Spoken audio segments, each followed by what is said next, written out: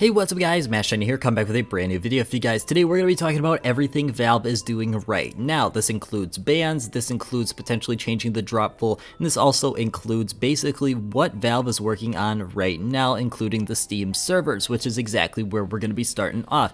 Now I'm sure you're getting it and I'm getting it as well. The Steam servers are absolutely terrible at this point. We're seeing so many different delays and critical errors all across the board, but Valve is doing one thing to change that, and we're going to be talking about that after a quick word from today's sponsor. The sponsor for today's video is SkinsMonkey. Now SkinsMonkey is the quickest, easiest, and most importantly, safest way to go ahead and trade your CSGO skins. Now SkinsMonkey is super easy to use. You just have to take your item, take the item you want, and just go ahead, apply code MasterShiny to get your free $5 if it's your first trade, and just click trade. And if you've got no money to spend right now, they've got two ways for you to get some. First is just heading over and topping up. Make sure to use code MasterShiny for a free 5% there, and they've also got the freebies section where you can go ahead and enter free raffles that happen every single day. And as always, thank you so much SkinsMonkey. Make sure you use in the top link in the description to claim your free $5 today. Now we mentioned Valve is trying to address this problem, basically going on with their servers by doing one specific change,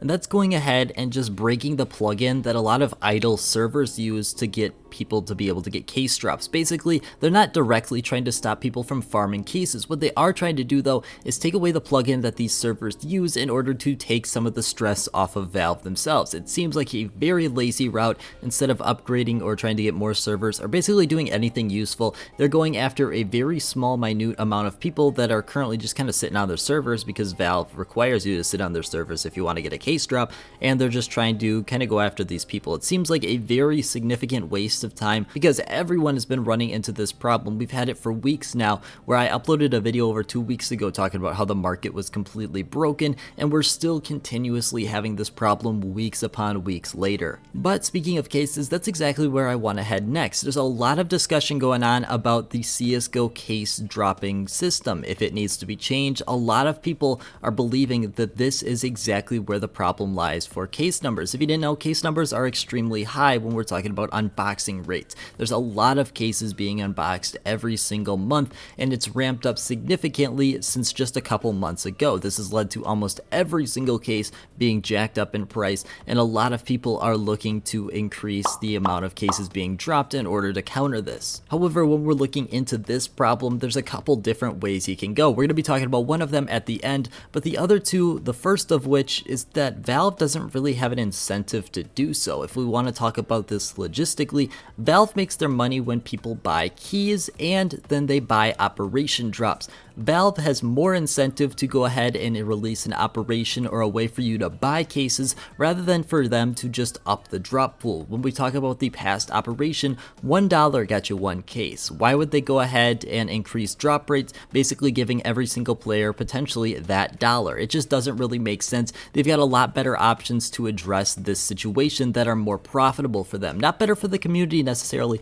but much more profitable for them to do, which I think is probably more likely than for us to see an increase in the drop rate. The other thing is I don't necessarily think it's a bad idea to think to increase the drop rate, at least at this time. We don't exactly know what's going to happen. However, Valve has gone on record in the past saying they regret some of their decisions, especially like the M4A4 Howl, something that seems like a staple to the game. They just don't really like that they made that move, and it could be the same exact way with their old case dropping schedule where they used to have multiple cases given out every single week. They might regret that decision. We don't exactly know. But whatever the case with this is the reason why I personally try to stay away from active duty cases, because even though nothing may happen, if something's going to happen, it's going to be impacting those active duty cases. We know those cases go down when an operation comes out, or at least they have in the past, and it's an area that's the most volatile moving forward. If you ever wonder why I like to stay out of these cases for the most part, that's exactly why. If something's going to happen, it's going to happen to them. Another area that Valve has been very active in is bans. Now, I'm not too familiar with this area. I'm not too big into the cash trading or even trading in general scene. Jesus has got a great video about it, but basically Valve has gone ahead and started to ban a lot of people in terms of trading and cash movement in this area. It's not the greatest example, but basically they're going ahead and they're banning people who have just been involved with scammed items. It's a very hard line to determine,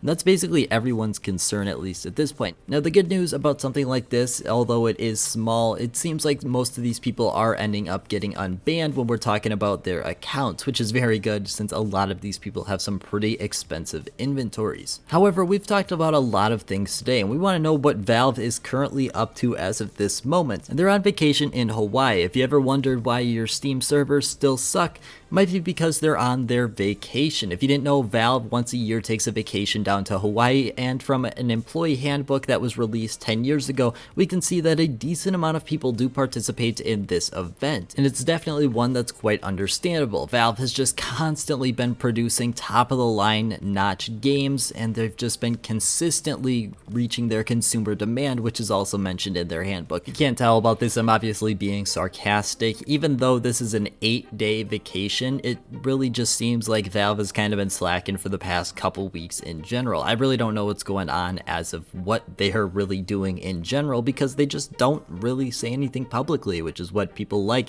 and hate about Valve. But coming to everyone's favorite question, what does this really mean right now? Well, if we're being completely honest, I doubt we're going to see any changes until we see Counter-Strike 2, considering they've given a pretty rough outline that this could be possibly seen in as short as 2 months. I can't really expect anything major to happen with the case rotation or the case drop pool at this point. We've got Paris coming up in just a couple weeks, which is probably a much larger concern, at least in my opinion, than something we're going to see for the case drops that are still generating a consistent revenue and is consistently going up, or at least it has been for the past couple months. Doesn't really seem like it's the top of their concern as of yet, or even on their radar to be a concern. Plus, if people do end up getting slightly priced out on cases, that just gives them more incentive to go ahead and open up some of these capsules, which are something that's going to be here in just a couple weeks, or even souvenir packages, which are even better for Valve because they're not splitting 50% of the proceeds with the teams. Then the next question that gets raised because of that is what's going to happen to cases over the next couple months, and in my opinion, we're probably just going to see the continued growth of a lot of these cases.